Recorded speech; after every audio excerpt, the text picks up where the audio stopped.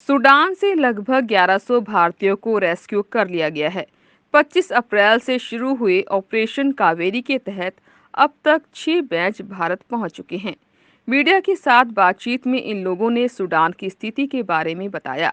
उन्होंने वहां अपने आसपास के घरों पर बमबारी होते देखी, लगातार उड़ती मिसाइलों और बंदूक की नोक पर लूटपाट जैसी घटनाओं का भी जिक्र किया। एक भारतीय ने मीडिया को बताया, रैपिड स्पोर्ट फोर्सेस का टेंट हमारी कंपनी के पास लगा था।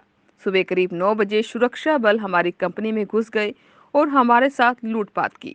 उन्होंने हमें 8 घंटे तक बंधक बनाकर रखा, हमारे सीने पर राइफल रखकर लूट लिया, हमारे मोबाइल पैसे छीन लिए।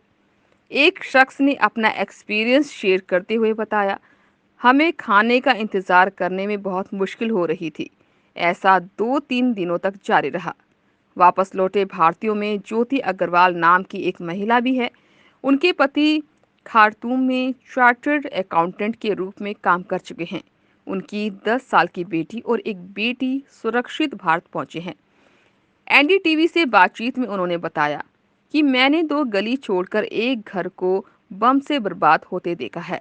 मैंने अपने ऑफिस के कर्मचारियों को बंदूक की नोक पर देखा है।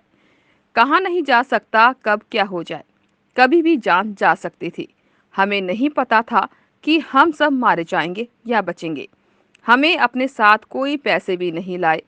वो हमें लूट सकते थे या मार भी सकते थे। उनकी 10 साल की बेटी एरियाना ने बताया कि हम स्कूल में एक एग्जाम दे रहे थे, तभी जोर से आवाजें आई। हमें नहीं पता था कि क्या हो रहा है। वो गोलियों और बमबारी की आवाज थी।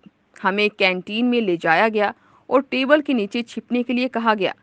सूडान में एक सिरेमिक कारखाने में काम करने वाले 27 साल के पंकज यादव ने इंडियन एक्सप्रेस को बताया कि अपने देश में वापस आना बहुत राहत की बात है।